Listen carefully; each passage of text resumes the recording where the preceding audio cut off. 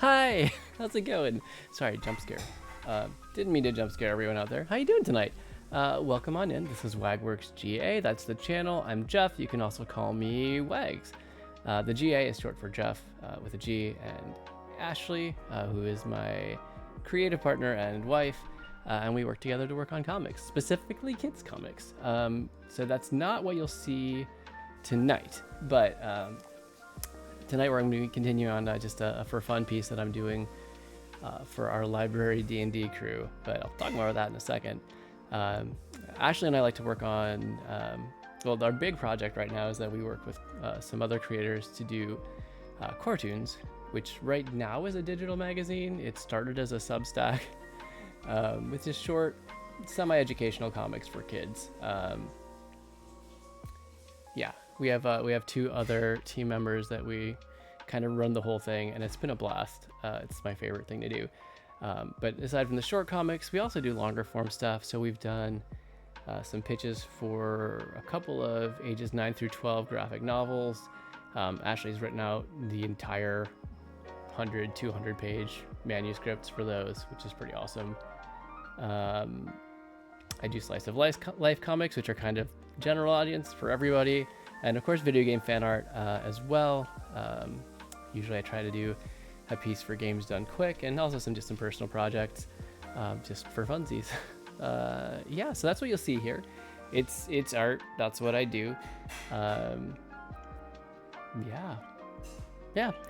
So let me think if there's any updates tonight. Let's see. First up. Oh, yeah. So Frame Fatales is going on right now. Frost Fatales specifically. If you don't know what I'm talking about, that is a marathon run by GDQ's femme and female community called the Frame Fatales. And they're raising money for the Women's National Law Center. So that kicked off on Sunday, and they will be running through Saturday. Now, unlike the mainline events, they start each day at 1 and then run till usually, the early morning hours, like midnight, 1 o'clock, something like that. But they're an awesome group. It's an awesome cause. So, yeah, at the very least when stream is over, if not anytime during, you should go to Games Done Quick on Twitch, or just go to gamesdonequick.com and check it out and consider donating. It's a really good cause. And if you like cool gaming shirts, the Yeti teams up with them regularly, and they have a selection of awesome shirts that you can buy, and then some of the money will also go to the cause. I am actually wearing a Yeti shirt right now.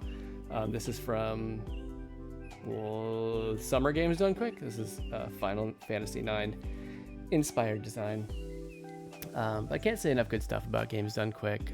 Really, they're what made me aware of Twitch over a decade ago, and I wouldn't be here probably streaming if it wasn't for them. So yeah, they're an incredible group, and the amount of community and support they show for one another, and the amount of money that they raise for causes, for really good causes, is just spectacular. So anyway, that's my big update. Still haven't had a chance. Life has been kind of busy. I mentioned we had a medical thing for one of the kiddos last Thursday early, and so we were dealing with some of the side effects and ramifications of that over the weekend. But all is well. All is well. We're okay. But we definitely we had a kid who did not go to sleep Saturday night last week. I mean, I guess they fell asleep for an hour and then were awake until 8 a.m. and then slept for another hour, if you count that. And then there was just a whole lot of vomiting and an ER trip on Sunday. But everyone's okay. It was all right. Regular side effects, I guess. So it's been a bit of an exciting week, but we haven't had quite as much time as we would like to for Ashley and I to work on our creative stuff together. So I haven't gotten the edits to the new CoreToons done yet, so I'm still paused on that.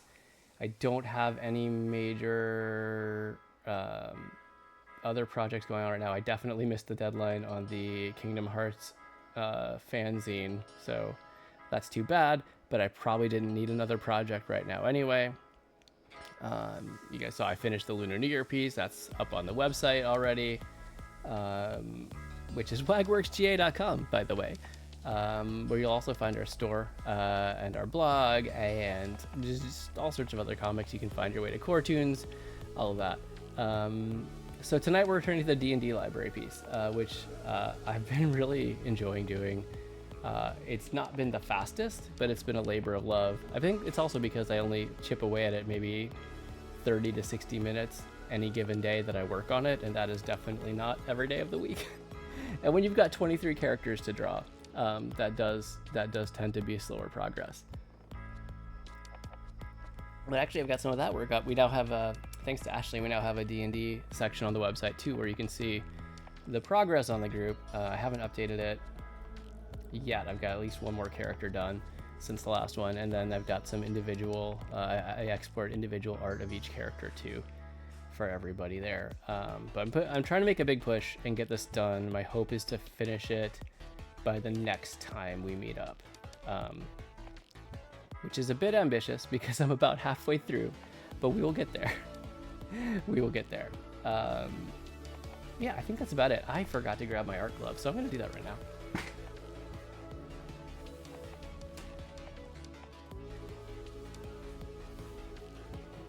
All right, got it. So, I mean, I usually have artists here on the stream, but if you're like, Jeff, what is an art glove? It's this. It's this, and it just means that when I rest my, this side of my hand on the screen, it's not registering that as a touch, not messing up my art, not moving the screen around. It's just, I'm just able to do that a little more easily. It's become very helpful. You might also be asking yourself, Jeff, is that coffee that you're drinking at 10 o'clock at night, your local time? And yes it is.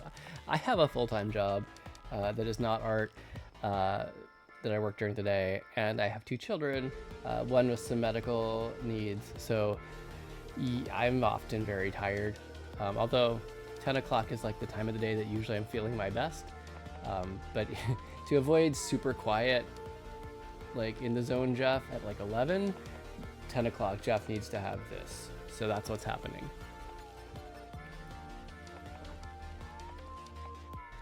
Okay, so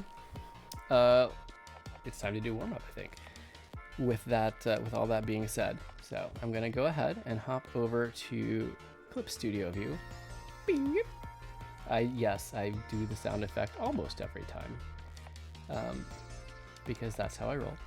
And we're gonna bring up, if you don't know, for warm-up I've been doing Pokemon fusions lately. That our moderator Frank made that recommendation. I had been asking for it for a while, actually, and we finally jumped over to it, and it's been a lot of fun. Excuse me. It's a really good thought exercise to warm up my art brain and also to loosen up my arm. So what I will do is bring up, I found a very useful website for such an endeavor, and that is the random Pokemon generator, as you see here. So we're drawing from everything, including mega evolutions, including regional forms, and it's just gonna randomly pick 2, and we're gonna mush them together and see what we get. And I know there's some pretty great websites that do this with like the pixel art, and usually it's just like they'll put the head of one on the body of another. We're gonna try to integrate them a little bit more, just for the artistic exercise. But let's see what we get.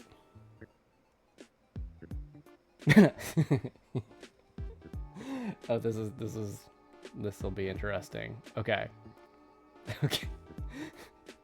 Sometimes you just get to and you know it's gonna be a good one, a fun one at least. All right, so I'm gonna clear that out. I'm gonna pull up reference art. Please excuse my like semi-manic talking while I pull everything up. Hi. So one thing that is actually quite exciting, I mentioned I have a day job. I'm a meteorologist by schooling, not the TV kind. I almost went down that route before I was given an opportunity to do research and go into grad school, which is what I did. and that let me do a little bit more of the computing side of things, which I also really enjoy.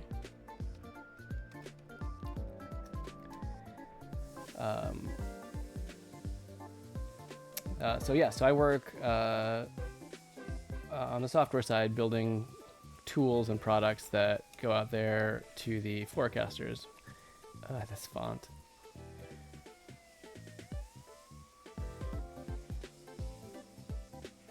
I share Clip Studio with a child who changes all the settings semi-frequently, and I get to rediscover them. So, as part of that work, I have been writing a research paper, for what feels like forever, as it was done, and then it needed revisions, and then I didn't do the revisions for a really long time, but then the product and software changed, so then I had to completely rewrite it, and then it went out for revisions, and then I got those, and I finally worked those in, and now I'm like done. I'm actually done. Or we'll be finishing and sending it out tomorrow, and I'm very excited about that. It's pretty delightful, if I do say so myself. All right. In case I didn't mention it, scientific paper writing, very much not my specialty. So it's a bit draining. The days that I'm working on the paper, you can kind of tell. You can kind of tell when I come into stream from that.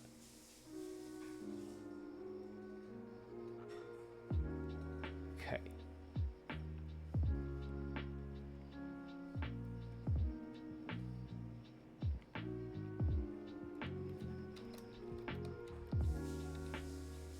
There we go.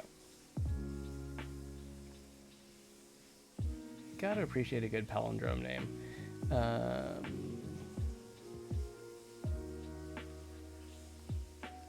That.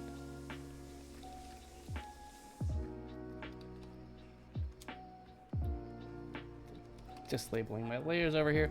So we're up is 5 minutes. I'm not going to spend a lot of time on this. It's just going to be a sketch. It's not going to be completed. It's not even going to be really tidy line art. At best, it's going to be like what you'd call pencils, or kind of cleaned up sketching. But really, I'm just thinking shapes and thinking how to incorporate some design elements.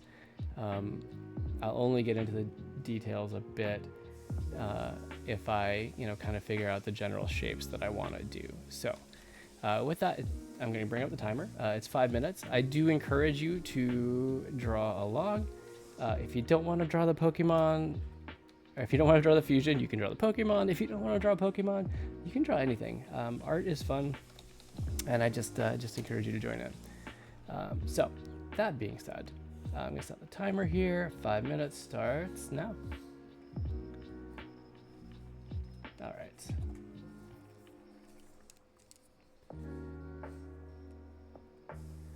I like to do like a nice, I can do like a purplish here.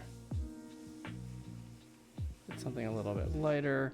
I like to do my sketches in kind of any not black, any color that's not black that I can see relatively well.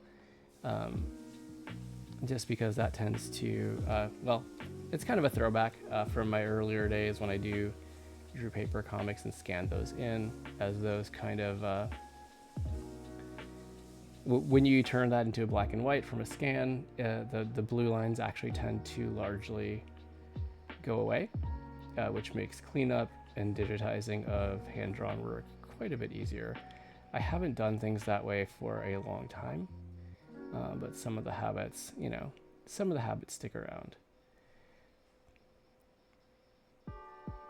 So my idea here is that I'm going to take basically the lower section of Bonsai here and graft it onto the giraffe. Why? Because this is the entire point of doing these things, is that you get some funky things. Sometimes it's cursed, sometimes it's actually really fun.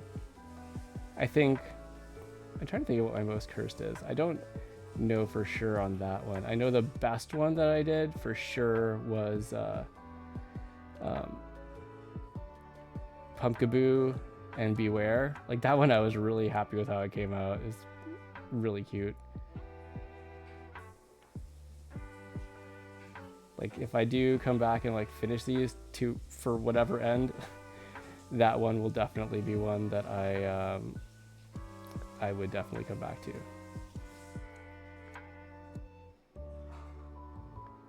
So what if we do this? We'll give the like chain chompy head tail. But we'll actually give it like a couple friends, like the top of Bonsly's head.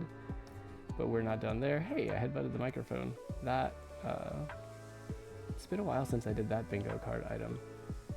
I used to joke that I had several bingo card items on stream that would generally always happen, or happen most streams. One of those was headbutting the microphone. What was the other one? The other one, I mean, obviously drawing on the wrong layer. That's pretty regular. Pretty regular for digital artists, I feel like. Or at least that's what I tell myself to feel a little bit better, you know. So it will take the ears and kind of the main head shape from Giraffe Rig here, but I'm gonna take the mouth from Bonsly.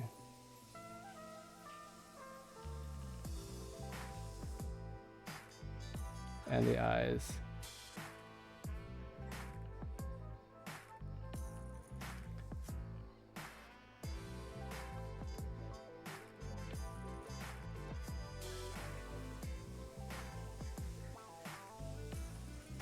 And definitely it's gonna have the funky tree head topper.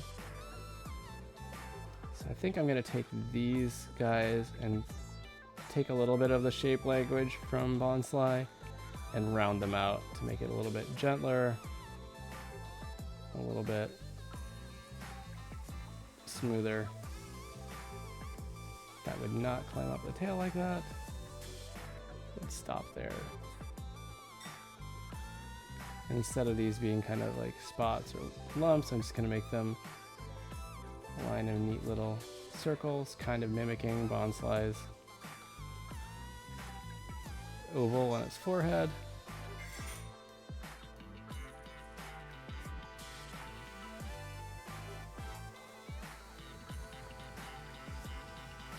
You know what? Honestly, this is not horrible. Well, to me, I am pretty happy with how this is coming together. I feel like this could have been so much worse.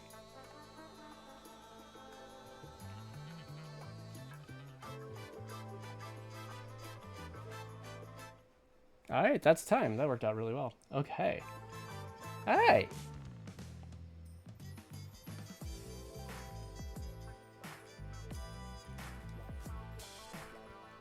Okay. I'm just gonna erase this guy right here real quick, and this guy right here. Okay. Okay. You know what? I like it. He's beautiful, and I love him. It's great. It's perfect. I mean, not perfect. Nothing's perfect, but I'm happy with it. I just chugged a coffee. I don't know what you want from me. All right. And then my favorite part, arguably my favorite part, comes at the end of the drawing where we get to merge the two names together, ideally into something ridiculous. So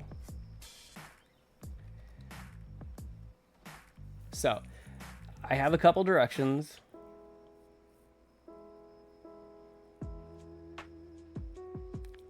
Like, go with Gursley.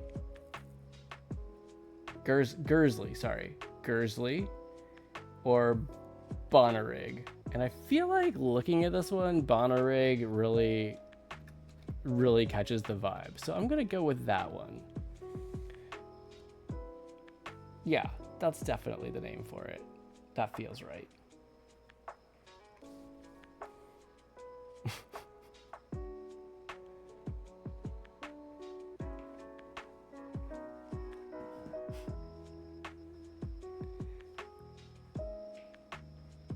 Sorry, Ashley just came in. I was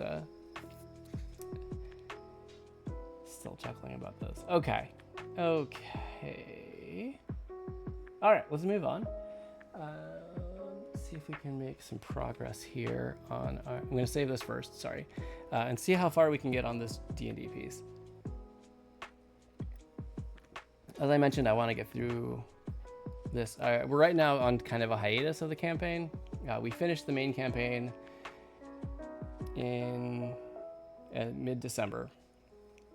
And at the same time, we got the news that our DM librarian would actually be switching to a new library that was under construction, and that things were wrapping up at the end of the month. So we just started a new campaign, which is like a continuation, potential continuation on the campaign we'd finished.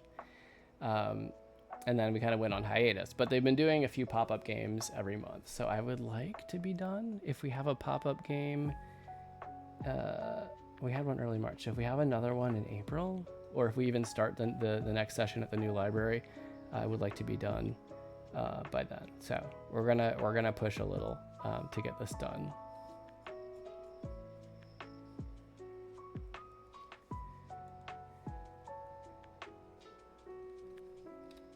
I should mention there have been construction delays, so they're kind of at the mercy of that as well.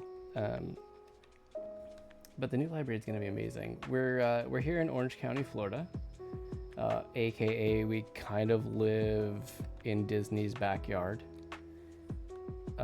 as in like one of my kiddos falls asleep watching the fireworks from Magic Kingdom every night.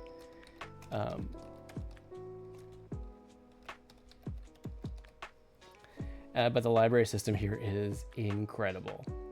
They deliver books that you put on hold straight to your door. They have incredible programs, not just the D&D, but lots of educational stuff. Like the downtown library has like a textiles workshop, like lab, and just all sorts of stuff, all sorts of media production classes and equipment that they use for those classes, and you can sign up to use. It's just pretty awesome. I don't think I can say enough good stuff about the Orange County library system. It's actually arguably the best one of anywhere we've lived. Okay, this is saved. Yes. So here we are. This is the guy I'm working on right now. This is an elf fighter. I actually had the privilege of designing this character. I was gonna say a few months ago, but no, it was like a good ways back into last year. One of my friends played this character, and after I'd kind of done the art for my character, I offered to do his. So this was not a design that I had to come up with on the fly, which was nice. A lot of these other ones, I had to take the descriptions from players and build them as I went. So these are, hold on, do I have any more finished? No, these are the finished characters with the exception of shading, which I'm still working on this guy. And these are the remaining characters that I have to do in the background. So we're right like halfway, basically halfway. I think I counted, if you count familiars, like we've got Mr. Coffee over here, who is, Artificer's homunculus that floats around and, makes coffee for him, as well as the Fey spirits that are like barnyard animal type spirits. We've got a skeleton familiar, we've got a wolf. This is not a familiar, this is an actual player character whose name is Sonic Ball, which, I don't know what you expect with a name like that otherwise. This seems like, I don't know any other way that is going to go. But yeah, so this is where it's at. We're doing all right, considering the fact, again, that work has been not super consistent on it since I started. Even just getting the characters designed, definitely, and getting to the pencils phase was an exercise, but it was cool. I loved it. I loved the chance to kind of work those design muscles a little bit. And yeah, like some players gave me a lot of description, some players gave me almost no description, and I kind of just had to work with it. And I liked that challenge, and I liked how I think all of them came out. There aren't any of them that I felt like were terrible. I was pretty happy with all of them. That's probably making them sound bad. No, there aren't any of them that I dislike really at all. I'm happy with how all of them came out.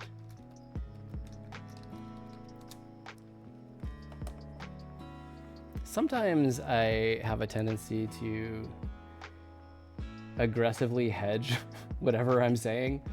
I'm working on it. It's a known issue.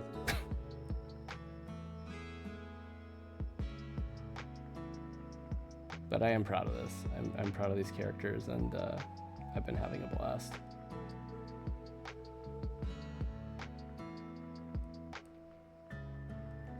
It's funny, despite being an avid like RPG fan,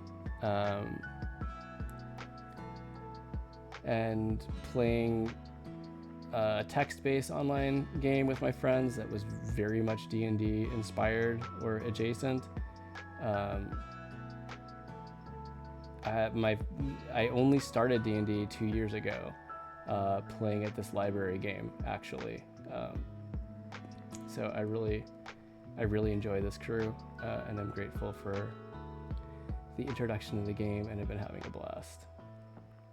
It's really interesting, though, I should say. The games get pretty huge. Like, granted, not every one of these characters showed up every single week, but like, we typically have between 15 and 20 people every session. Uh-oh, I didn't fill that in. Let's fix that. Let's see, fill that in.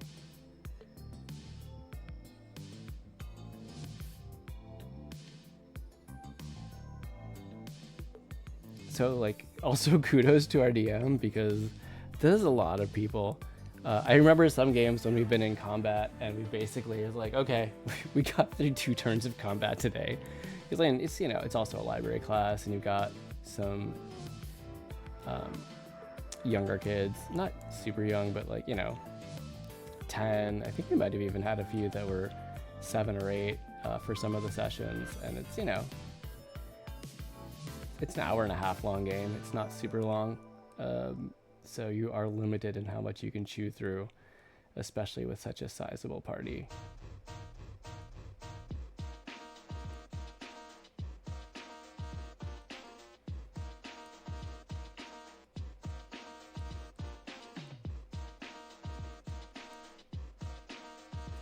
So instead of just, sometimes I'll do lines for the hair texture, but for a lot of this I've been using the shadows and highlights to define the texture.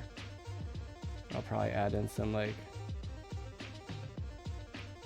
sharper ones just to keep it interesting. Man, I hope Frank's doing okay. I haven't seen him for a couple weeks now. Hey.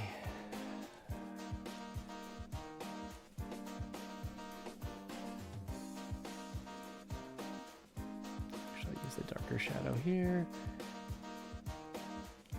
Lately, I've really taken to using multiply, and then like any kind of non straight up black or gray color, giving a slight tint towards something. I like to use purple a lot, but it really could be anything, to do my doing those on a multiply layer to do my shadows,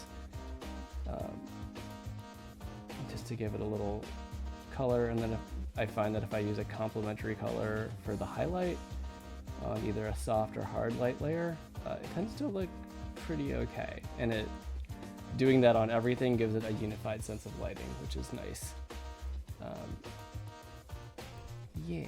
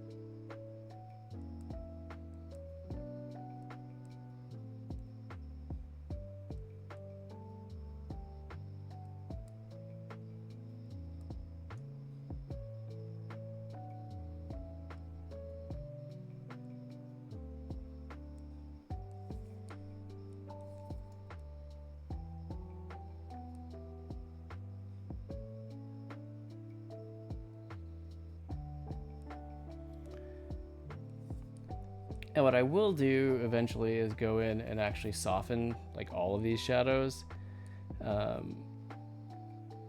quite a bit. I really like the sense of texture that it gives, especially for fabrics. You can really hit a lot of those folds pretty well and give it that sort of flowy feel. But not yet. I like to do the kind of harder cell shading first and then go in and use like a blend tool to adjust.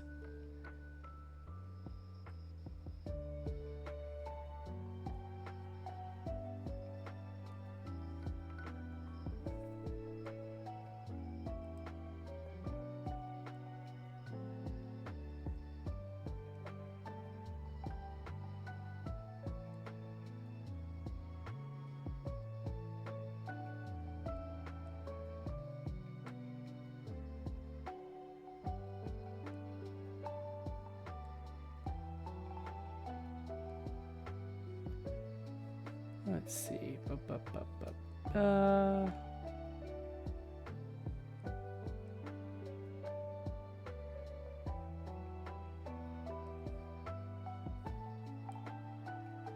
Actually, just go ahead and do that, since that would be kind of shaded anyway. Let's see.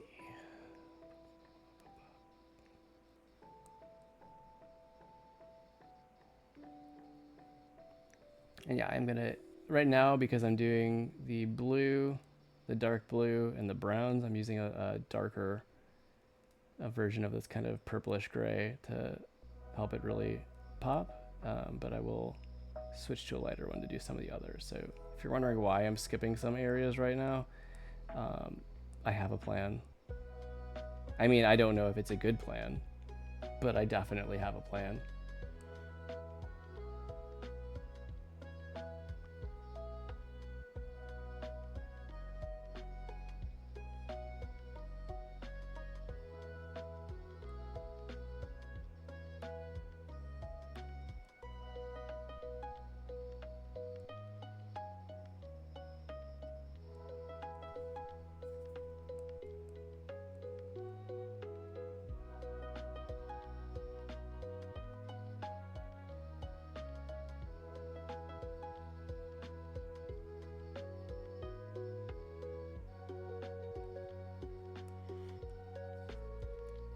Gonna go focus mode for a little bit here, make some progress.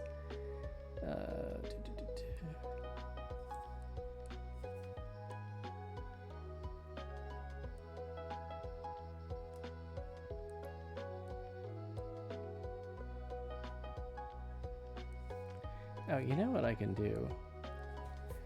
I should do Navigator and bring that up so everyone can kind of see where, because sometimes I'm zooming in pretty far here, especially since there's not really a lot going on over in chat. I can afford to bring in Navigator mode. I guess actually probably just move it over chat if I'm being honest, but I won't. I'll keep it here for now.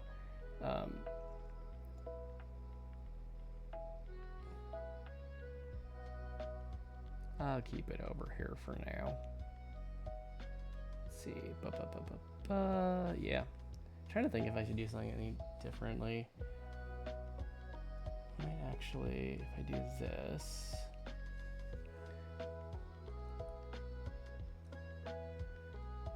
Hold on a second. I'm trying to work some OBS magic. Hey, there we go. Okay. Hold on.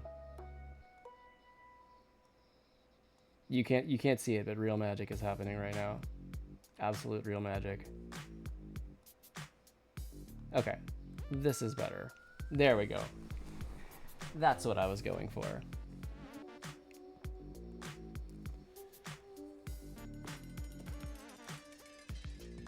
I don't think it's gonna mess things up if I move this. Let's just see.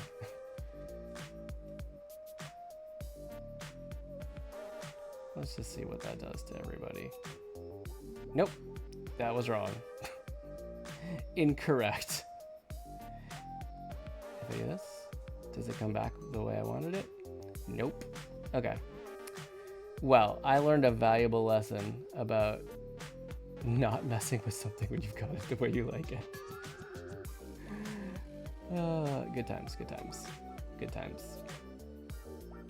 Better. Okay. Alright, I'm just gonna tuck you over here, buddy. Okay, thanks. Okay, thanks. See you later, buddy.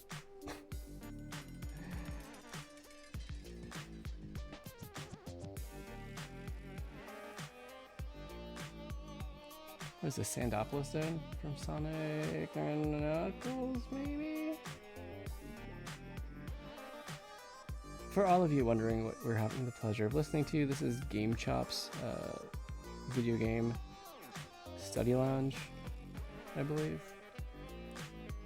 I have been rocking this channel since I started streaming. No regrets. No regrets.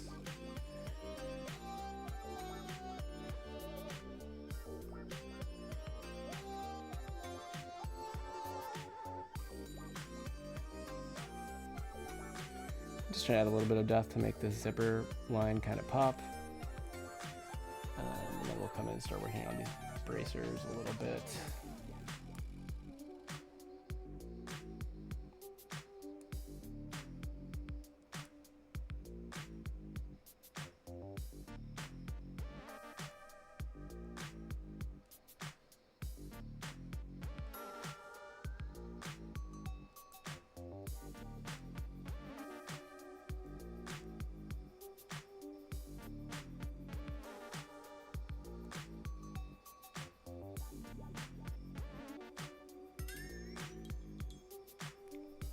Okay, I think that's all mostly all right. We'll add some shadow down here because, you know,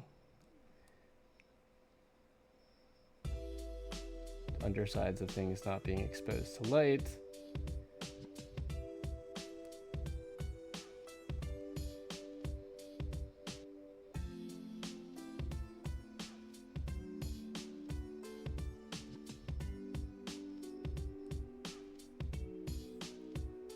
Okay, that's all right.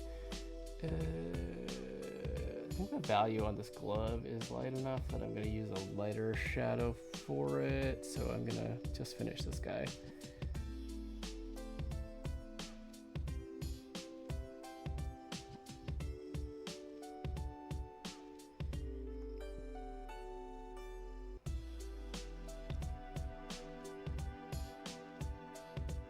How can we go wrong with this FF music playing?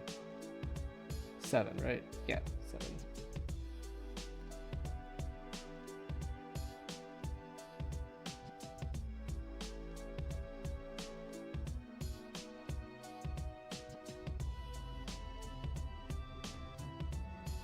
I have on occasion thought, I do have 7 on Steam.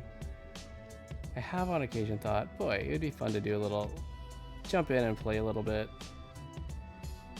I know Frank said he didn't get super far in the original, so share a little bit of one of my favorites in the series with chat. But also, I don't have that much time or that many streams where I get to do much. So I don't know. It would be kind of hard because also I have art deadlines that I've committed to, but it would be fun. I have a decent Steam library that I have for the most part neglected, sadly, so it'd be good to revisit it sometime. And why not on stream? So you can watch as someone who plays not that much video games can struggle. Well, any longer. I used to play a lot, so maybe it wouldn't be a total struggle. Just a little struggle. Just a little struggle.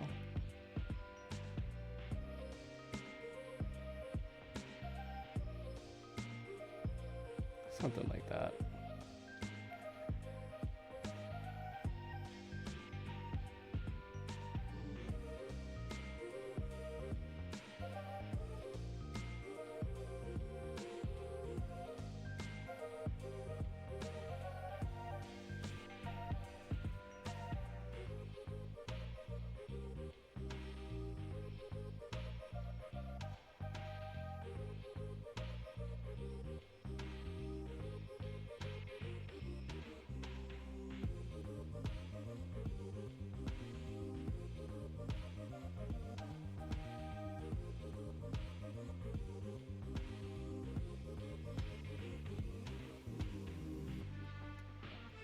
I don't know if you guys are seeing this. I'm getting this funky kind of artifacting going on sometimes. I'm wondering if it's not my video card, just with doing clip and OBS all at the same time. Because while I got this computer to be, you know, reasonably strong to do art, I did not think about the use of streaming at the time. Yeah.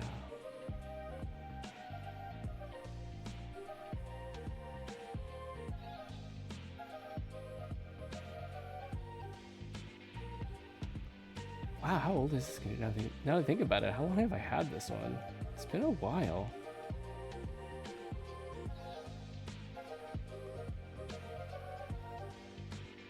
It has lasted a good long time. I'm working on a Surface Pro laptop, which is nice in that it can be both a tablet, which is how I'm using it right now, and also has a fully functioning keyboard attached to it that I can then, you know, use to make it work like a computer. It's been incredibly versatile and really, really great. Before that, I'd been working on just like a Surface Pro 6, yeah, which was good. But this feels like such a major quality of life upgrade. It's been really nice.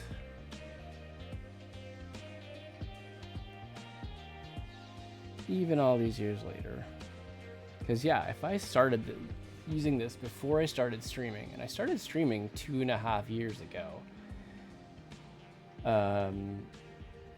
Yeah, wow, guys, July will be 3 years. I know I always start like thinking about my big stream anniversaries and like having all sorts of grand designs that so far as to of yet, that's not a word, heretofore have not been able to be brought to fruition. It would be cool to do something for 3 years. I feel like that's a milestone. I mean, I did, in fact, well, sorry. I got partnered just before my 2-year stream anniversary. Not partnered, affiliate. Hold on, getting ahead of myself there. Whoa there, cowboy. But yeah, it's just ahead of that anniversary is when I got affiliate. But this will be my first full year as an affiliate, which I feel like is kind of a cool thing.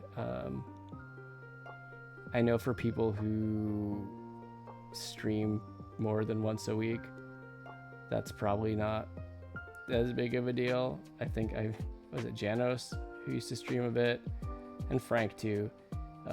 You know, they know how to make affiliate within like, or they've helped people or themselves gotten affiliate within like a week or a few weeks, I think. So I know I'm not bragging here, but I'm proud of myself for what I am able to muster with the time that I have.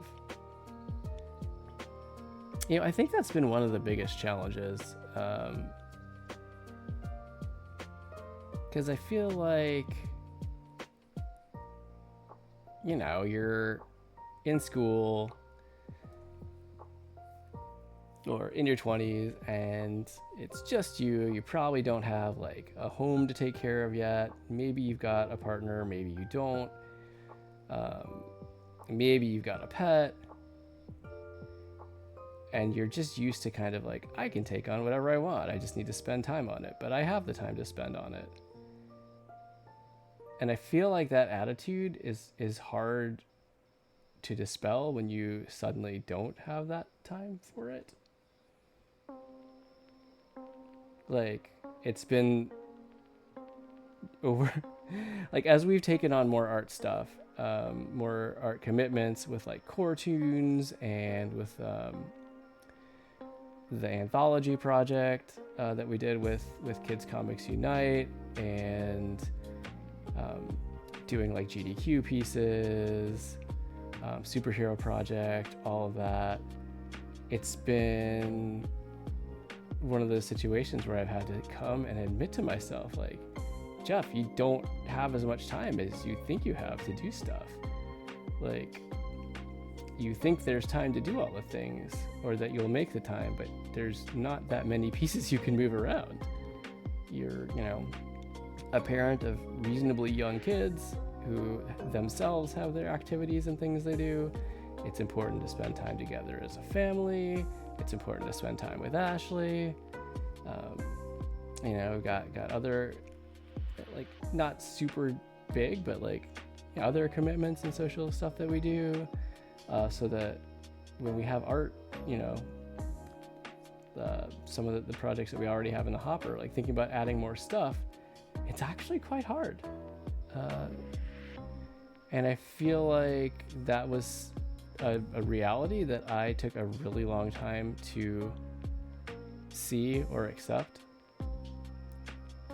So now I'm there, but more in the position of wanting to figure out how I can fight against, how I can fit more stuff in, how I can prioritize, because you can't stop time, right? Nobody can get extra hours in a day, but you can, look at your priorities. You can look at what you want to do, drop the things that aren't important, find where you're wasting time, all that stuff. But of course, all that takes time in itself, and when you have ADHD, it's kind of hard to remember to make the time to do those things, and also recognize all those things. Not that I'm using that as an excuse, but yeah, there's just some challenges,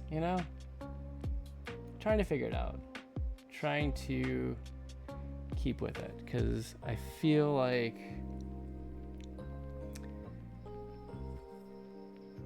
especially the creative project side of things, really, it's invigorating to me. It's kind of my lifeline. Like even a night like tonight here on stream, and we had lucky nights where we got like a couple raids, and I had like 50 plus people in chat. It used to be pretty much the norm that like I would have like 2 to 3 people hop in, Frank and Fallen, and maybe Fox would come in. Sometimes Janos would hop by, Alexei. Like I had some regulars for a while. I feel like it's gotten weirdly quiet lately. But even at that, even a night like tonight, where it's my mom's watching. You know what? We're honest here. Hi, Mom. Hope you're having a good night. Thank you for watching. You know what?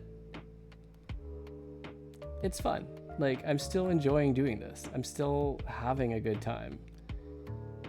And even if this was the regular experience, or even if this turns into the regular experience, I still like doing it. And I still like having this like dedicated time that I'm working on something art related. There have been so many projects that I've only been able to get done because I had stream to dedicate to doing it.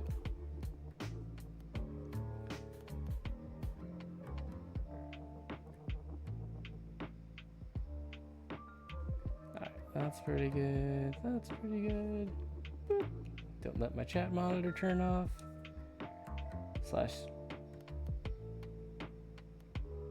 Slash stream dashboard. Hey.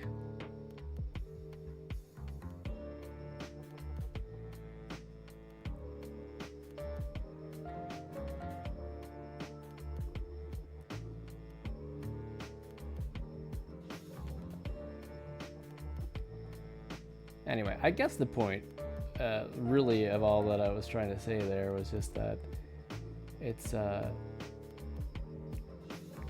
have a lot of things that I would like to do still, but,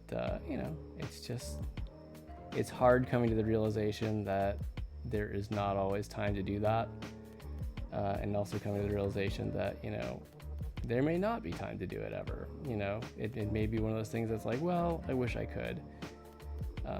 But I have to accept that this is where things stand and just be happy with where I spend the time that I do have. And actually make sure that I'm spending the time.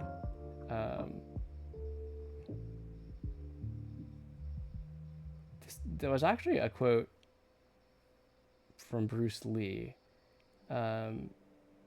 Hold on, where is that? I think it's just right up here. I'm gonna just show this one thing real quick, and then I'm probably gonna take my 11 o'clock usual break. But before I do,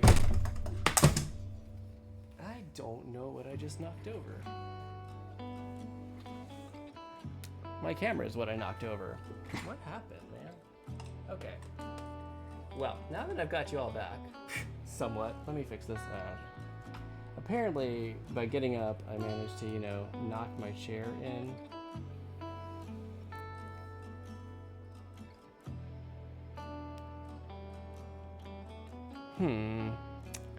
So chat, my camera appears to have gone wonky for a moment. We're gonna figure this out. I tell you what, I'll come back to my point after break. This seems like the universe telling me, Jeff, it's time to take your 11 o'clock break. So here's what's gonna happen. I'm gonna put you all and be right back. I'm gonna run a quick 1 minute ad roll. I'm gonna step away for a minute, get some water, get some coffee, use the bathroom, and then I'm gonna try to figure this out. So it may be a 3 to 5 minute break instead of a 2 to 4 minute break. But that's what we're gonna go with because this doesn't seem particularly bueno. All right, so that's what's gonna happen. I'll put you on be right back, and I will see you guys in a few minutes. Have a good break.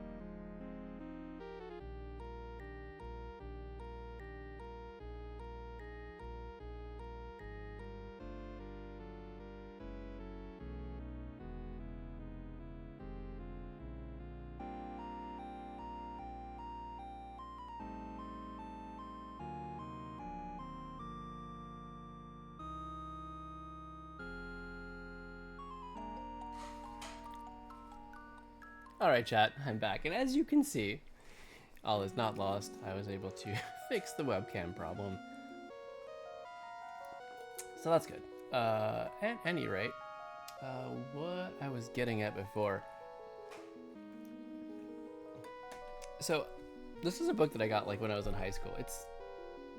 It was already kind of old at the point in which I got it.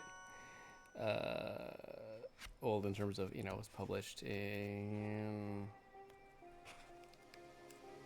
what's the copyright date on this guy?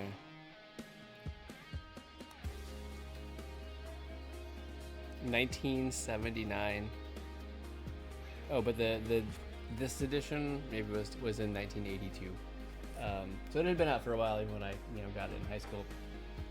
But it's a lot about the philosophy behind martial arts, written by a martial artist who actually got to meet Bruce Lee and you know, do an article on him and kind of get some of his wisdom. It's pretty great. I like it. It's what I've read in it has really stuck with me over time. But what I was thinking of was there's a specific. I may not be able to find it exactly, but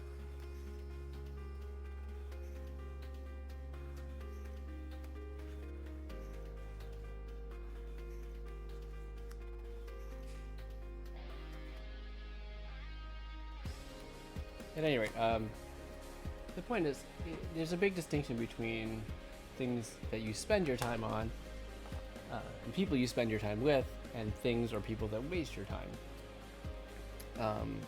There's an intentionality to it, or at least a certain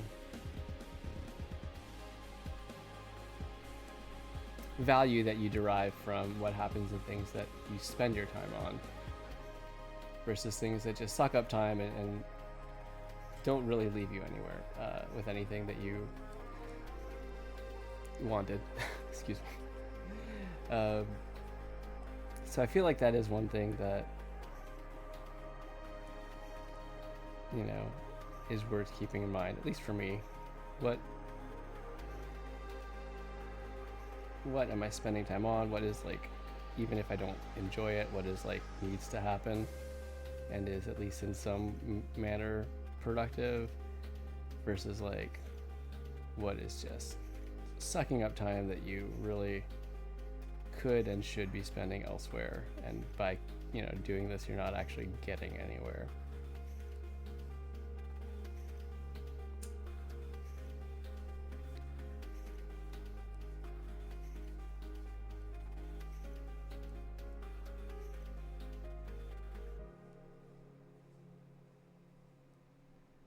Yeah, and some of those concepts just always really stuck with me.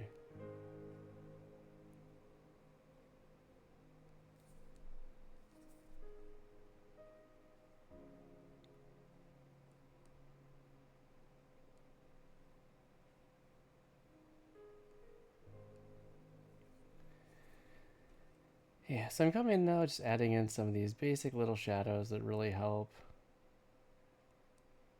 indicate depth, even if they're not necessary for absolute realism. They do certainly help give a sense of depth. They show you what's supposed to be on top of what else, and just help everything in general read a little bit clearer, which is important, of course.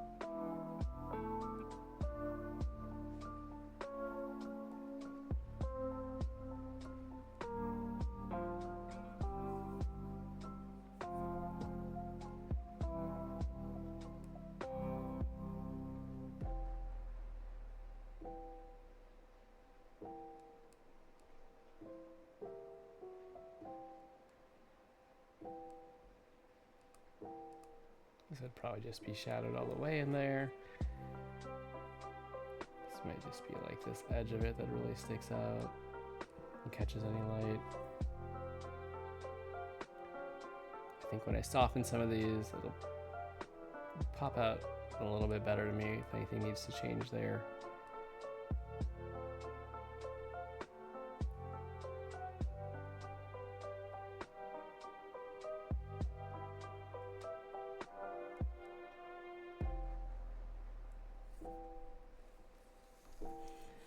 Okay, before I move too much further, I should do this arm. Yeah, I didn't do anything here on this side of the jacket.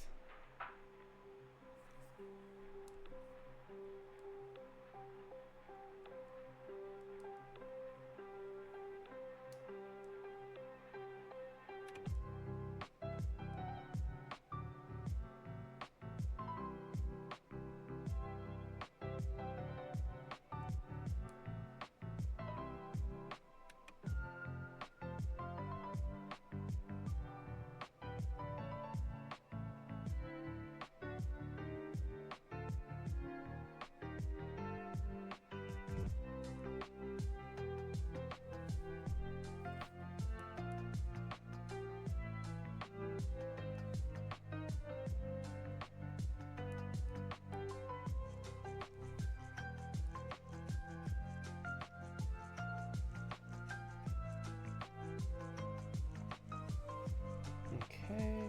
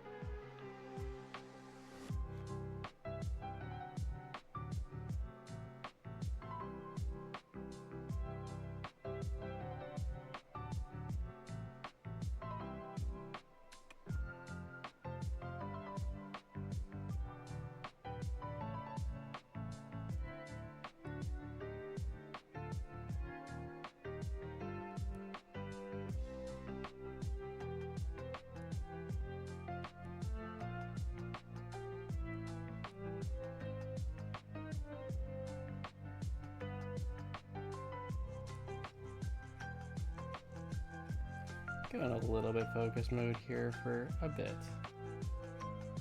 Might come back to chat in a few, but moment, just trying to focus and get this further. I really would like to be done with shading by the time I'm done with stream, but we will see, because there's a lot of details, and that does tend to result in more time spent shading things, as one would expect.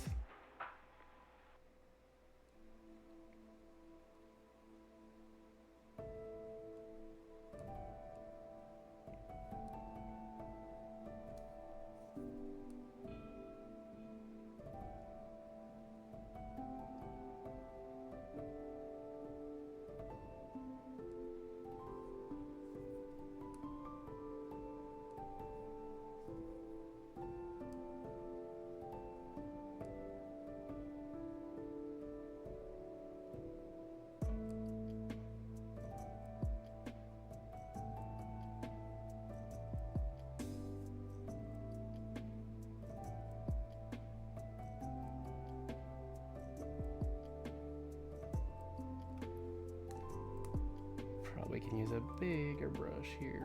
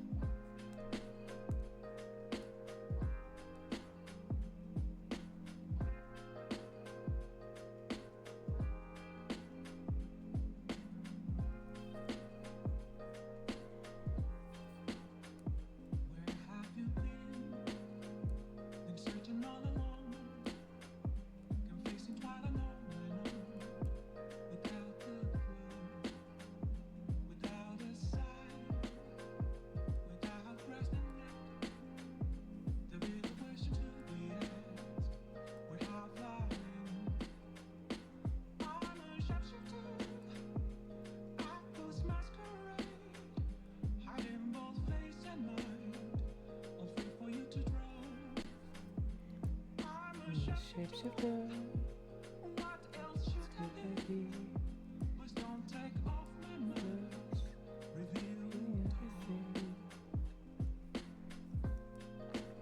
And I need to watch a proper playthrough of Persona 5. I love this song. I love the idea of a lot of the Persona games. I just haven't really had a chance to play through much of them. Shocking, I know. Given everything that I've talked about tonight. But, you know, it's a nice someday feeling.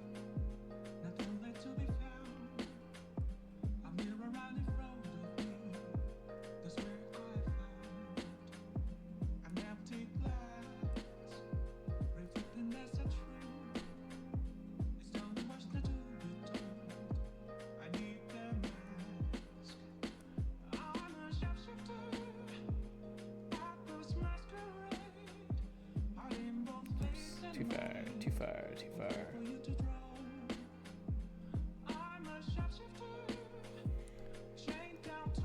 Okay, so at this point, I have all the majority of the hard shadows on this layer done. So now I'm gonna go through and soften the ones that I think, you know, that would be a more gentle gradient of a shadow. Might be a little big. Let's go 7. And I know I've said this before when I've been doing this kind of work. There's a lot of tools you could use to do all this. I like using this blend tool. A brush obviously would do this well also. Even some of the blender brushes that are available in Clip Studio would be pretty good here. Also, of course, you've got your airbrush tool. What I like about this blend tool is specifically that it doesn't really add any area of shadow. And granted, if I use the other tools, I could, you know, account for that when I'm laying down the shadows. I mean, and with a brush tool, in theory, I could just do it all in one go. This is the way that right now feels the most natural to me, even if in some ways it's kind of counterintuitive.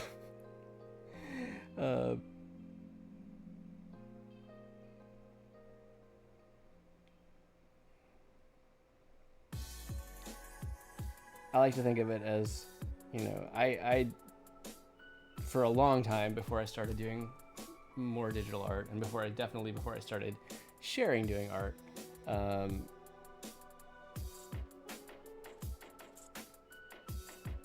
I did a lot of pencil. In fact, sketching just random paper on pencil stuff was the primary way that I got to do art, like while I was sitting at my desk. Well, stuff was processing, a program was running, data was transferring, stuff like that. In fact, that's kind of how I stayed in touch with, you know, art for a while.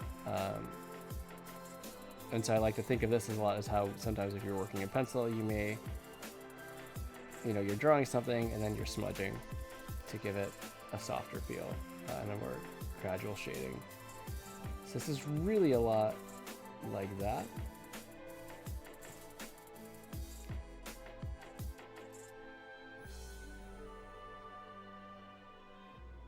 At least in my mind. Feel free to chime in and say, no, it's nothing like that. Or maybe don't. I don't know. This just in, streamer changed his mind.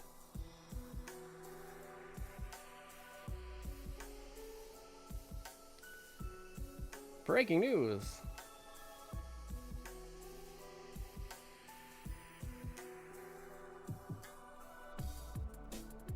Random middle-aged dad does art. Footage at 11.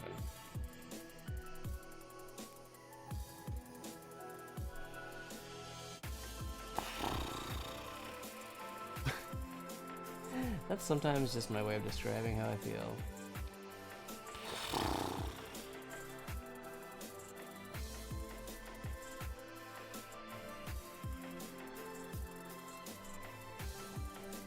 Oh man, you know what I forgot to say in my updates and news at the beginning?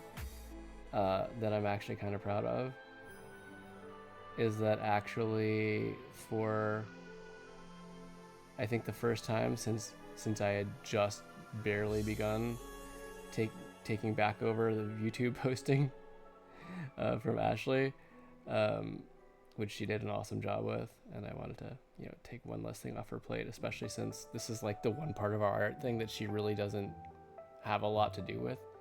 So giving her work to do here seemed kind of, or asking her to do work here seemed kind of unfair. To be fair, she offered, but at any rate, she is a very disciplined human, whereas I am not always so much. And as such, this may shock you, but we fell a little bit behind on the YouTube postings for a while. And I had been doing a good job, kind of starting to do the catch up, and we were mostly there for a while. But we're officially there, guys. We're officially not only caught up, but I got back to last week's stream actually posted at the usual, what was usual under Ashley time of Wednesday yesterday. I did it. I know. I've really arrived. It's great. But I was proud of it. Half the struggle for me is just remembering that something exists that I have to do. This is also one of those things that this was one of my clues that maybe I have ADHD.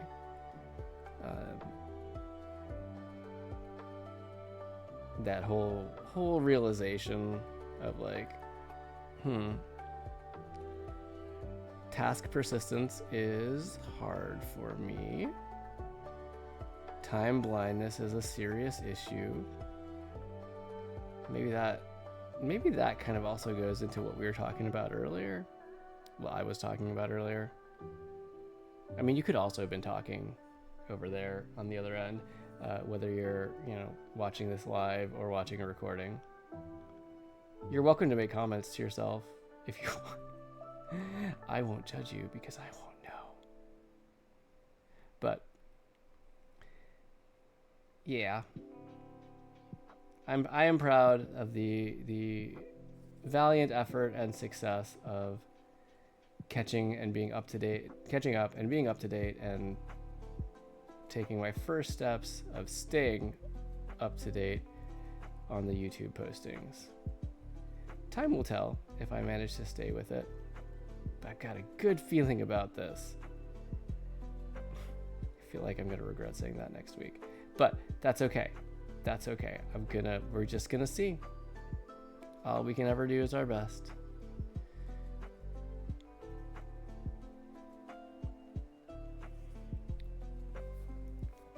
Okay, that's a good first pass on the hair. The hair's not done, just to be 100% clear. I'm going to be coming back and doing more on this hair. This is just the first pass.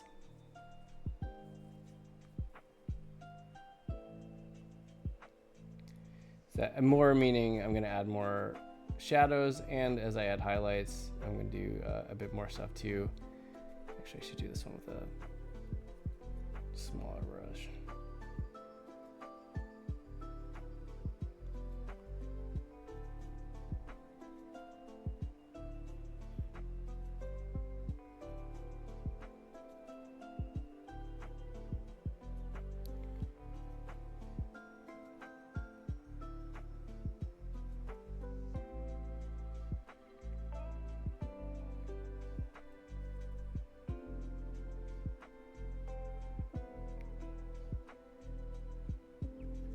I think the other thing is realizing this, I think part of in addition to just finding the time to work on it and sitting down and doing it, another reason this D&D one has taken a bit longer is I am trying to do every character, everything at a highest quality level that I typically do. I'm trying to really render stuff out, soften it, give it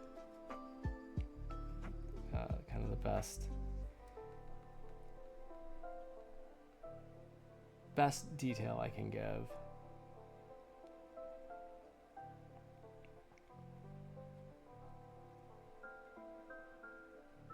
Yeah, and part of that's because I'm just really thankful to this library group. It's been so fun getting to know, getting to play, getting to learn how to play the game, and it's something I can share with, you know, like one of my kiddos who plays as well. And we've made friends through it. We have, gotten to know some of our people we were already, sort of friends with a little bit better through it. It's been real good, and I'm grateful for it. And so this is my way of kind of like, hey, I do this thing. Maybe I could do something nice for everybody with it.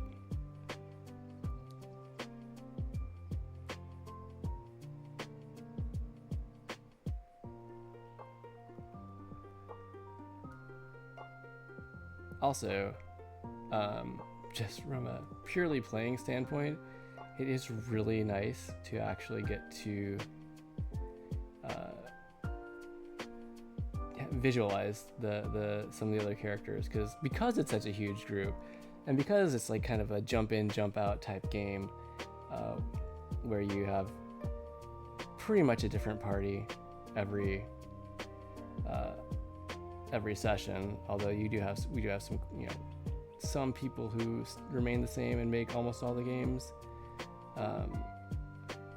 There's a lot of variety, so it's nice to we don't do like the player introductions and character descriptions like frequently. Maybe we do them at the beginning of a campaign, but yeah, it's hard to do with such a huge table.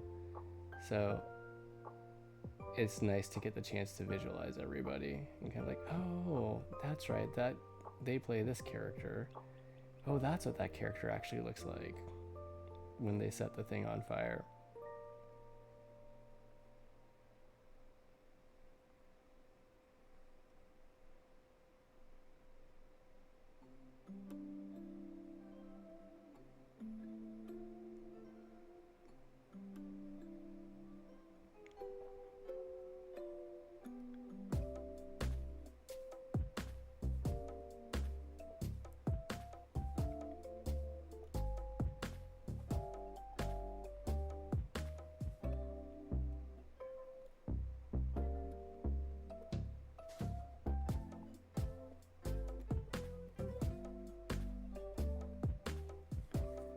But yeah, this kind of shading is fun, especially with the blending. It is kind of zen to me. And shading, I think I mentioned before, is a very zen process for me. It's easy to just kind of get in and lose myself in it a little bit. Because for me at least, yes, I am thinking about light sources and all that, but it doesn't have to make 100% sense. That's not just me saying that.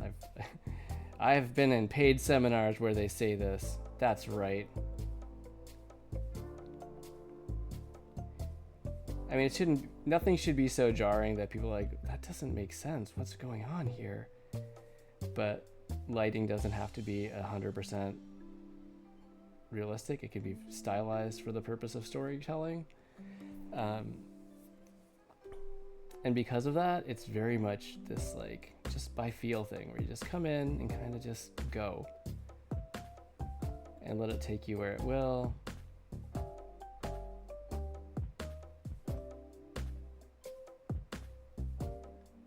And yeah, it's just very easy for me to, because it's all by feel. There's not a ton of like hard thought going into it. It's just very easy to kind of get into a zone, And there's something just really satisfying too about when you get the shading right, at least in your own mind, and things just kind of pop in that way where you see the volume of it, you see the shape. It just feels good. It's very satisfying.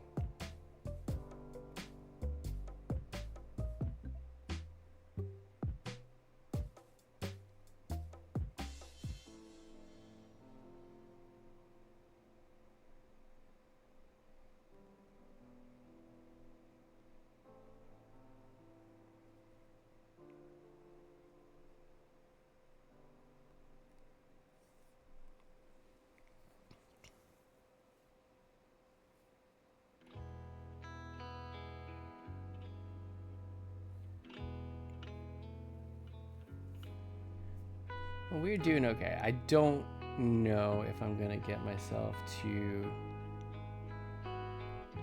the lighting layer tonight. Which part of me is like, oh man, really?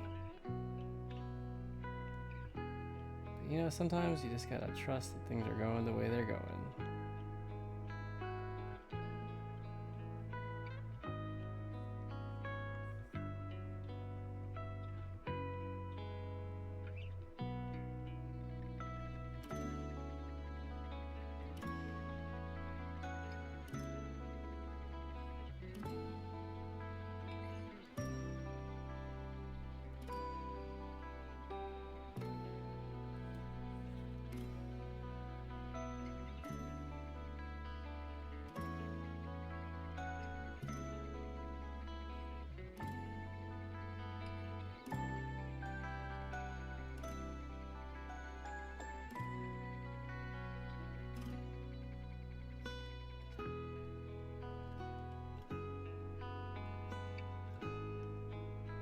I think especially doing like wrinkles in clothing,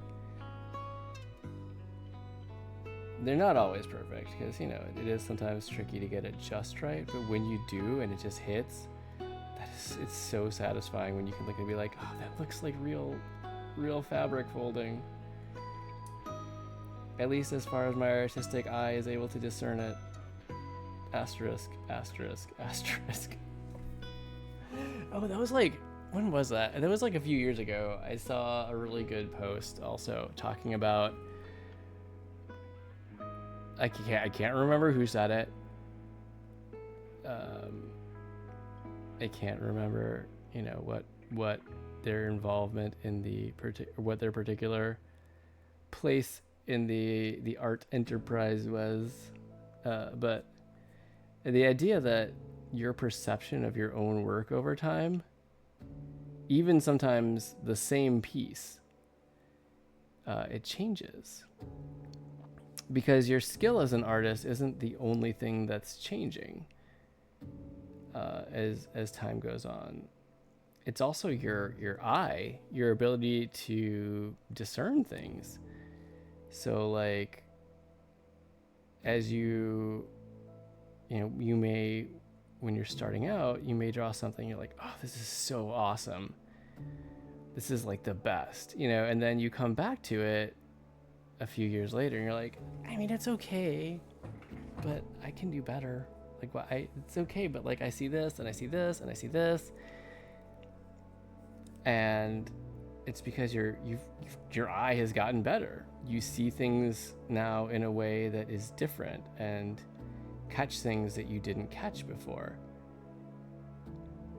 And conversely, you can have things that you don't like at the time you did them, and then you come back and you've learned, you're like, actually, I really like this about this. Like, there's something very, like, I did this here, and that actually is really good. That actually came out really well. I like what I did. Or maybe I didn't execute this perfectly, but I'm really happy with what I tried here.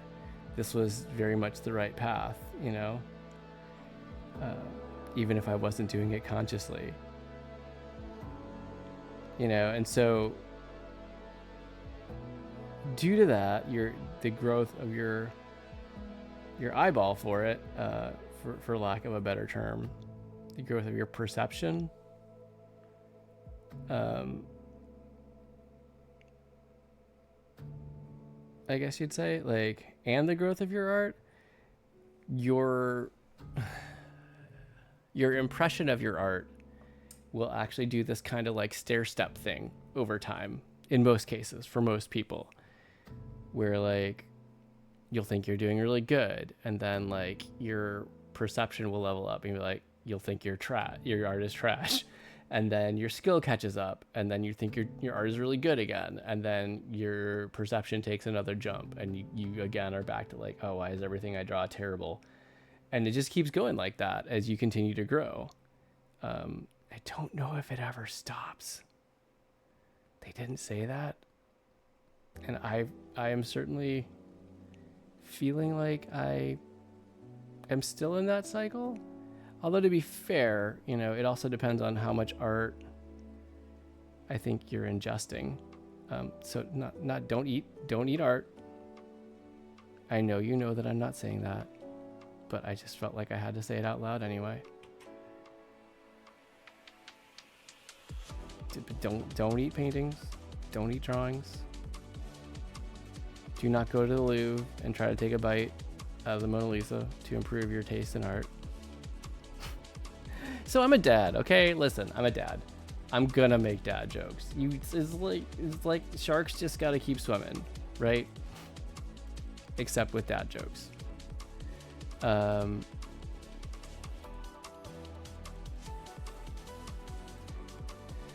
But I think if you shelter yourself, if you don't get critique, if you don't look at other people's art and give critique, if you're not constantly consuming media that, you know, feeds your eye and your passion for art, it's hard to grow.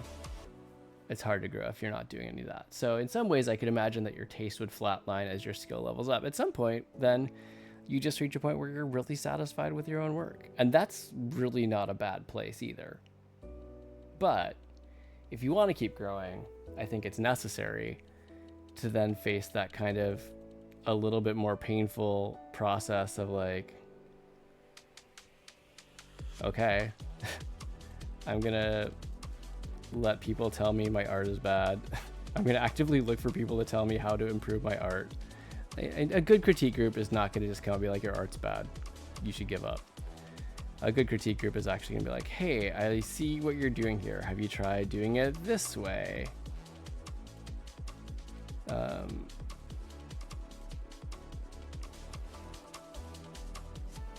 And maybe you're not in a place where you can find a critique group. Although there's a lot of societies and communities that will either offer critique or help you find critique groups online. We have had so many critique groups and almost none of them have been in the place where we've lived. But if for some reason that even doesn't work for you, then I would say post your art online. And if you can find a Discord server, if you can find even just kind of a circle on Instagram, somewhere where there's a group of people who do art and share it and give each other feedback, start hanging out in those circles. Start looking at their stuff, and even if your feedback is just like, hey, I love this looks really good, then eventually you can come around and be like, hey, I did a thing, could you guys look at it? Or maybe they'll just naturally, find it looking at, if they end up following you back, things like that. Like, it's just get the feedback. If you are serious about growth, you have to keep consuming art. You have to keep, whether that means, and that's as simple oftentimes as doing the things that we already like to do. Reading manga, browsing art Instagrams and just seeing what cool stuff is out there, poring over the concept art for like a game. Like I said, these are things that a lot of us are already doing, but making sure that you continue to do them is such a big deal. And then, getting feedback on your art, like being in a community that will give you both accountability and encouragement, super big deal.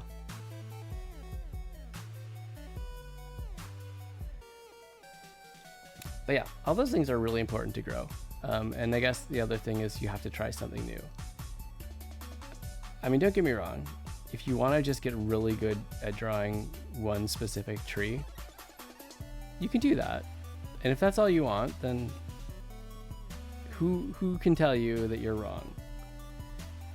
If that's all you want and that's all you're going for, then absolutely you draw that tree. You draw that tree over and over again until you draw that tree better than anybody else. But if you want to grow, you have to try new stuff. And you have to be willing to fail. You have to be willing to really hate what you draw. Because I mean, I've done some drawings that I'm very proud of, but behind those, there's probably like 100. Behind each of those, there's probably like 100 or more bad sketches at some point in time that I did. Not necessarily of that same thing.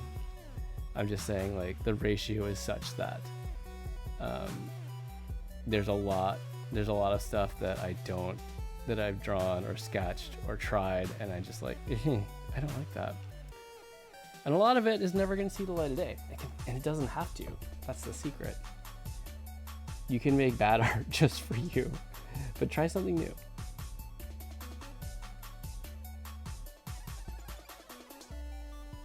Because that's how you learn.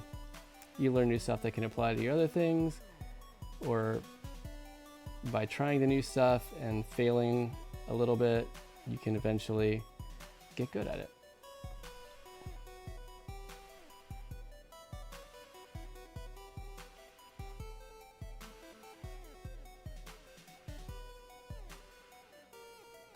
For example, actually this D&D stuff, I used to sketch a little bit in some of these styles, but not a lot. Like I was very, very into Tetsuya Nomura's character art that he would do for his RPGs for Square, and would try to imitate it. Like this is like Final Fantasy X, Final Fantasy X-2 era specifically. But Kingdom Hearts also, but trying to like figure out those methods, even 13, I guess, even up through 13, figuring out how to do those styles and trying, and just being willing to really mess up. Be like, oh no, this looks wrong, this looks terrible, I'm so sorry, thing that I was drawing.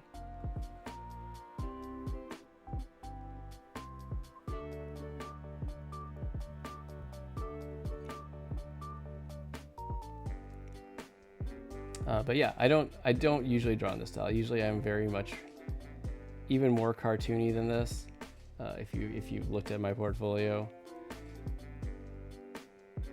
or seen like CoreToons, or even like the Lunar New Year post art that I've done. But that's good. That's how you learn. That's how you grow.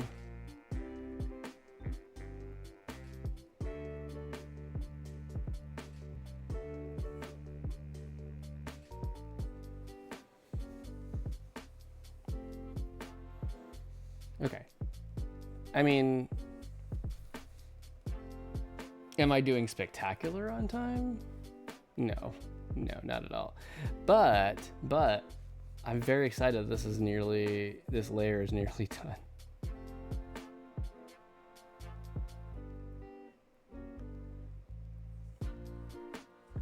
And I'm just trying to see where I want to go back and touch up and add a little more additional shadow. But honestly, I don't know. I'm pretty happy with where. I just yeeted myself off the to the edge of the page. Cool.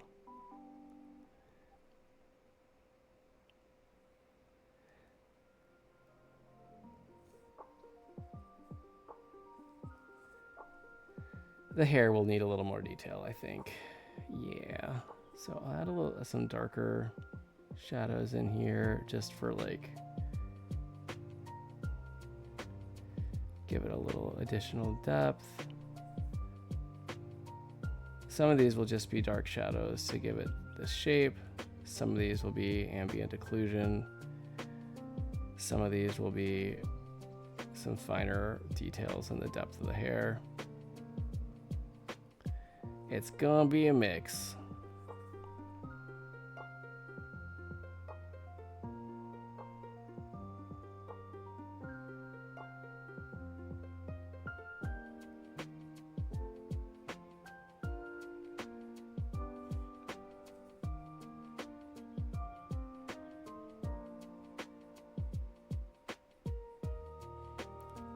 And obviously some of them I will soften and some of them I will not soften.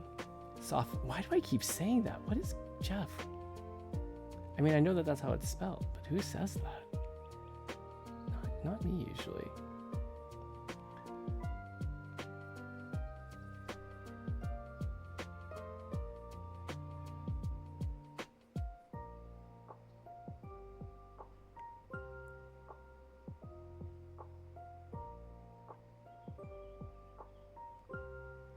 Yeah, so I will come in and I will soften.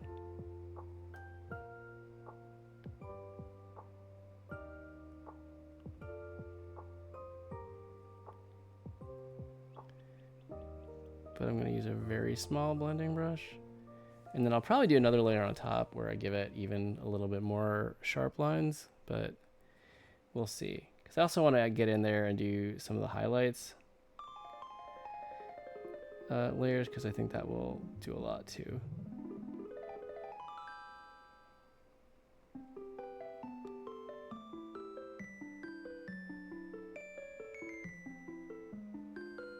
Hey, how's it going? Welcome on in, Chirpy. I hope you're having a good night. How are you doing?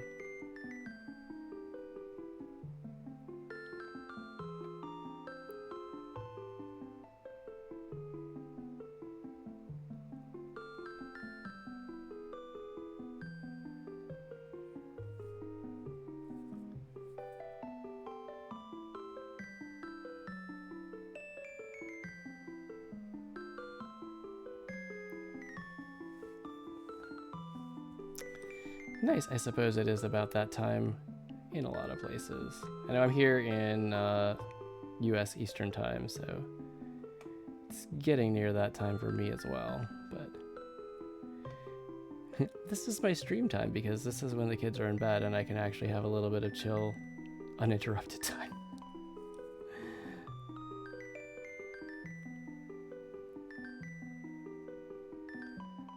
Yeah, I'm just working on this piece. This is I'm doing a group illustration for our Library Dungeons and Dragons campaign, which is kind of a huge campaign. We typically have like 20-ish people there. If you're just lazy, you know what? That works too.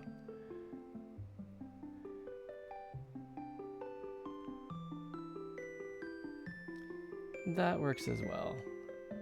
I am not one to judge. Yeah, this is one character of like 23. It's a lot. It's a lot. I'm kind of just working through and taking them one at a time. I've already done pencils, so I know the details for each character. I'm just one by one inking and coloring and shading as I go through. Yeah, it's pretty fun. And there's a lot of players that come in to learn for their first time there, which is really cool. Our DM, like, kudos to him. He does an incredible job managing everybody. Oh, thank you. My drawing of humans is a work in progress. I actually don't draw this style as much. Usually I'm a bit more cartoony. But I have been really happy with how these are coming out. Like, let's see, I can show, this is just like, just one guy, and yeah, let me go ahead and add all the characters in here. These are the ones that I've finished so far. And then I have yet to get to, all of these, and then of course I'm going to add the background in too, but I'm about halfway. Pretty happy with the progress so far given the time that I've spent on it. It's a lot, but it's fun.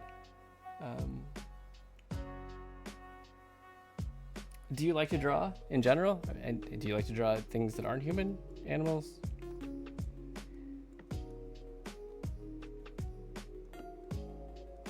Boop, boop, boop.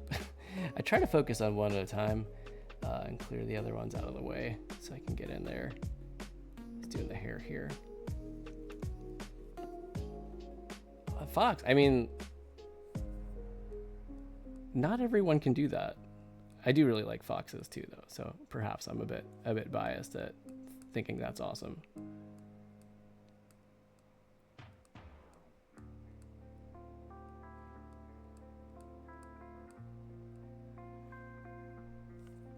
Okay. I was gonna get this one here. This just needs to be slightly softer. Okay. Let's do this. Let's hop over to our highlights layer next, because I'm pretty happy with where I've got this part. Oh yeah, go ahead. I think link sharing should be on, so if you want to just drop the link in the chat, I would be happy to check it out. Maybe not at this exact moment, because I'm wrapping up a little bit here, and I'm probably going to be ending stream in just a bit.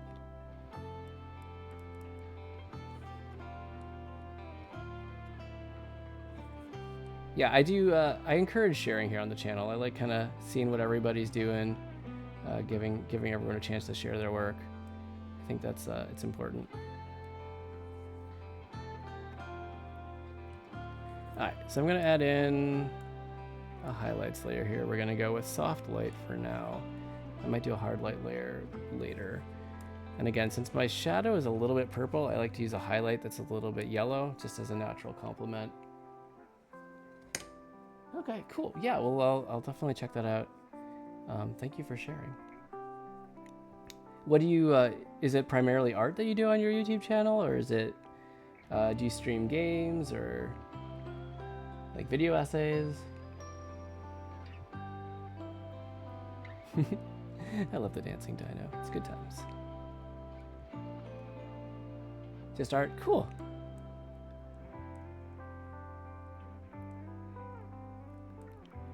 You know, it's funny. I've been streaming for about 2.5 years now. Granted, you know, as you can probably tell, I am limited in how much I can do it, so it's not not a crazy big channel here, or not a big channel. But what's always I didn't expect when I started streaming, but I've been really happy about is like the number of artists that come by and just chat. It really gives the whole thing like this art studio feeling that I love. You suck at playing games. Maybe, you know what? Just say you haven't found your game yet.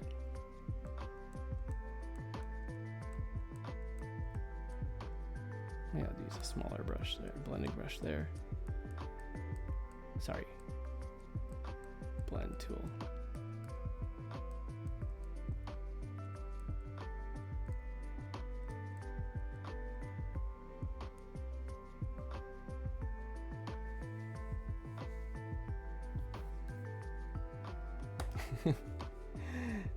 That's what I think. I believe that everybody is good at something, and even specifically some games. So you just haven't found it yet, and you don't have to find it, but you could. There could be one out there.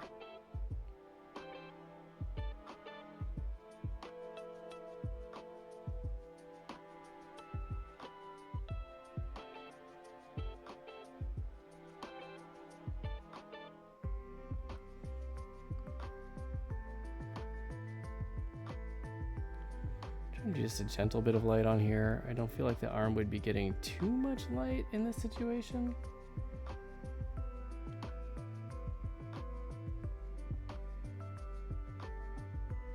So you draw foxes. What else do you work on your channel? Is it just fox art? Which is kind of a cool specialization.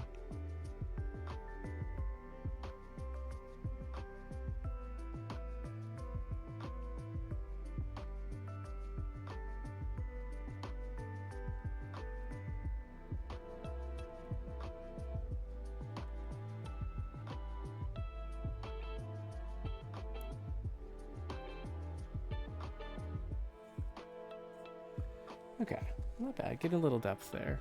We're doing all right with that. You can't remember how to draw with pen and paper. So do you do the thing? I do this all the time.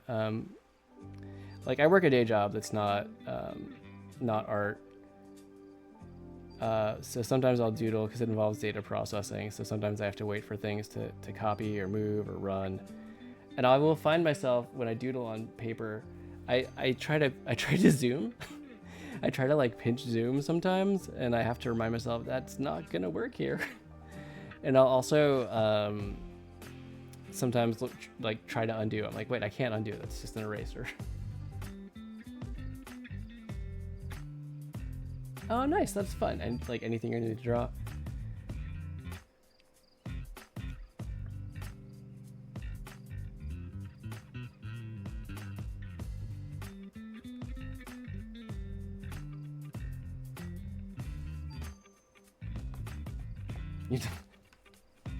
It's funny how quickly we can get ingrained in that whole the way that we draw digitally until like suddenly it feels weird to do it a different way.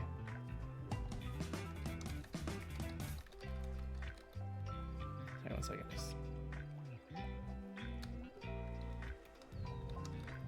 Okay.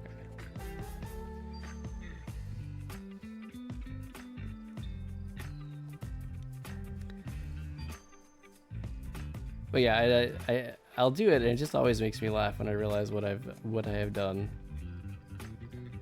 Oh, that's really subtle. I don't know if that's gonna really show. Can you see anything there? I might have to come in with like a stronger bright color, but for now this will do it.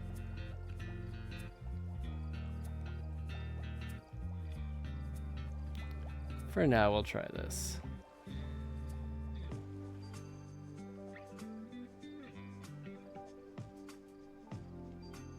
Maybe not there. How about a little bit on the side? There we go. That gives it a little depth. I like that.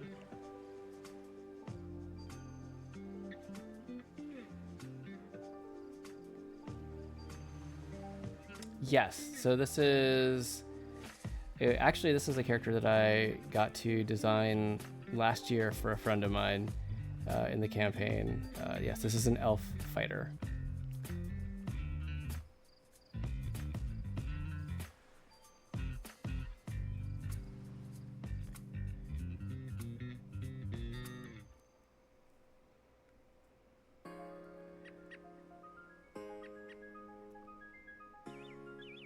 Who is supposed to look just a little bit grizzled, like he has been through it.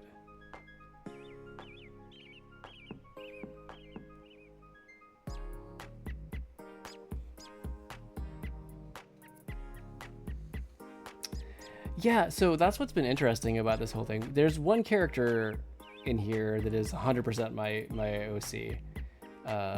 That's the character that I played as for that campaign.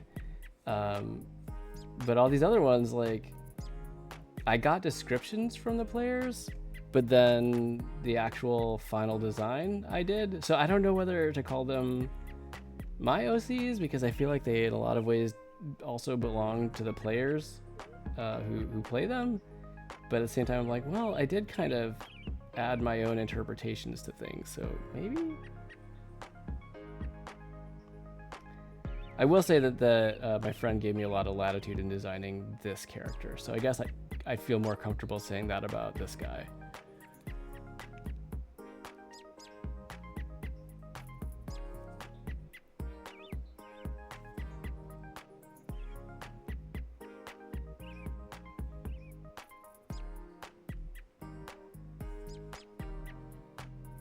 Okay, we're starting to pop a little bit. Feeling pretty good about getting some volume and depth out of this.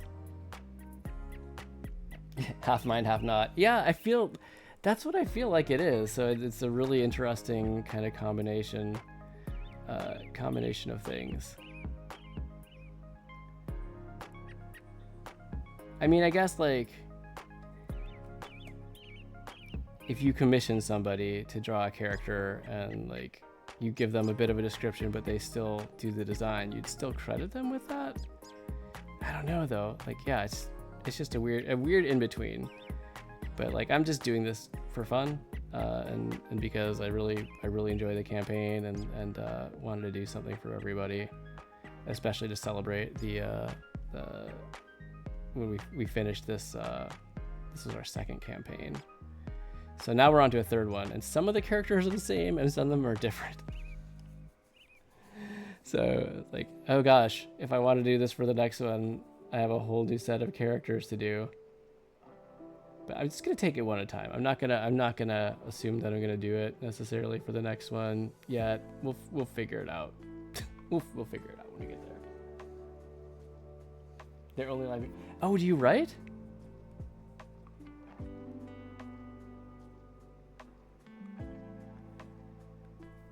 Because that is a skill. I am not so much a writer.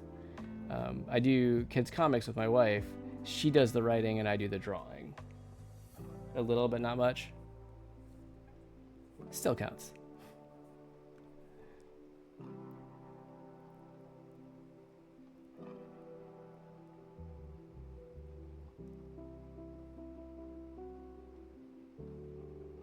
Oh, that's fun. Yeah. I think there's something kind of cool about giving life to a brand new character for the first time. Getting them, like, figuring out who they are. So, I mean, if you ask me, you should try. I know you didn't actually ask me, so, you know, I respect it if you don't want to do that. But the only way that you get better at it is by trying.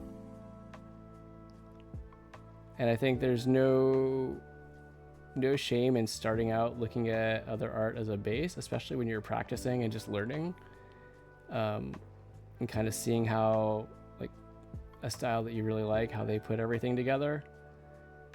And of course it's not going to come out the same your first try, but like, you learn. And of course eventually you end up naturally, because we can't just completely draw someone else's style. You're going to naturally end up putting kind of your own spin and stamp on it, and maybe starting to mix in other styles that you see over time. And I think it's, you know, it's one of those things where you have to do it to grow at it.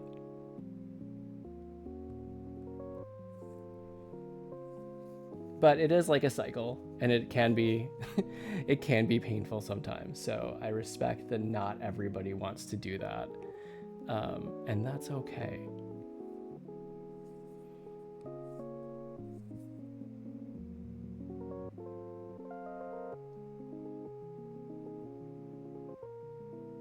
All right.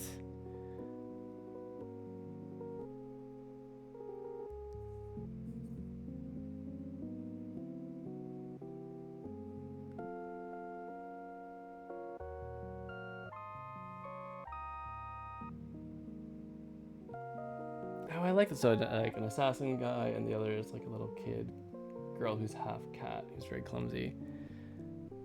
That's fun. I like that you give the characters you gave her kind of a,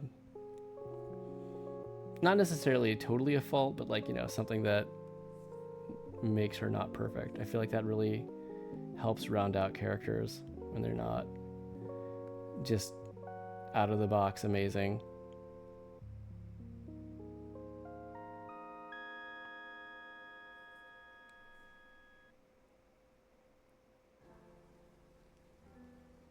I'm gonna blend these guys in a little bit. All right.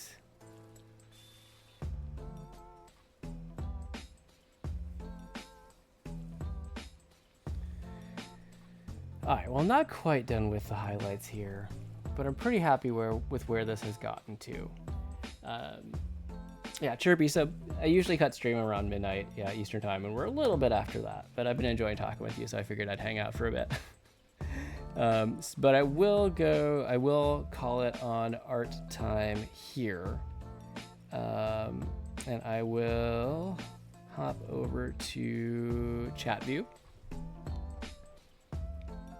So might have to do with her wearing big boots. Is this like a Puss in Boots inspired character? A little bit. I like it. Yeah, I think that's something that I always enjoyed too, the idea of creating original characters and just kind of giving all the combinations. No, it's not. Fair. But yeah, everybody, that's where we're at for art tonight. I'm pretty happy with where this came along. I almost got done with the shading and highlighting. I will just be continuing to plug away at this over time, and trying to get it done by our next session. Thanks. Yeah, I'm gonna call it. I have to work in the morning, so I should probably not be too much longer getting to bed. But it's been really nice chatting with you. Thank you for coming by. I hope I see you again, and I will definitely check out your YouTube channel. So thank you for sharing that. I have the link here in chat in OBS, so I can check it out.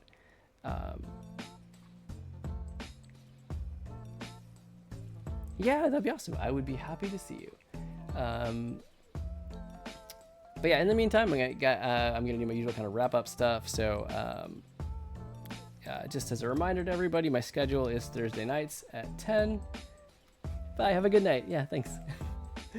Thursday nights at 10 Eastern here in the States. And oh my gosh, I blanked out totally. If you want to see more of my work, you can check out our socials. We're not super active on socials. I did mention how I've at least kept YouTube up to date with stream recordings, or at least I've caught up to being up to date on it. So thank you for the follow, by the way. Emote explosion. Sorry, I'm just watching this. This is amazing. But Instagram, you can see some of our older stuff. We'll eventually get back to updating Instagram. We just have not done it in a bit. But YouTube is probably the most up to date. You can also check out our website. I actually have a page for this D&D stuff in our art page. It's a whole new section. So you can see the progress on this, at least when I stop to update it. I think this is about 2 characters in now, so we'll probably be updating it pretty soon. We also have a shop for things if you are interested in seeing some of what we got up there. You can see some of the rest of my portfolio, all of our Lunar New Year zodiac animals, some of our comics. You can find CoreToons there, all the good stuff. Go to bed. Thanks. I know. Just shout out everybody. We're not shouting out. I'm just wrapping up. Speaking of shout outs though, I usually shout out my mod Frank, who is not here tonight, but I will give him a shout out anyway. So if you feel free to check out Friday Night Frankie. He doesn't stream as much these days, but when he does, he's usually mixing games and drawing. You can see his Loosey Goosey comic on Instagram here. Well, if I spelled it right. There we go. That's the link for his Loosey Goosey comic. Please feel free to go check that out. The other thing I want to shout out was Games Done Quick. They are in the middle of nearing the end of their Frost Fatales marathon, raising money for Women's National Law Center. So I will give them a quick shout out.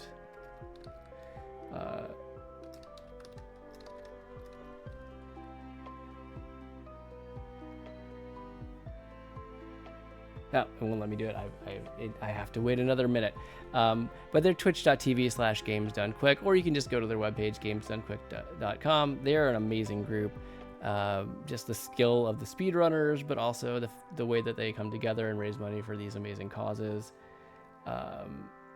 They are just wonderful. And again, they're how I learned about Twitch like over a decade ago, and I wouldn't probably be here without them.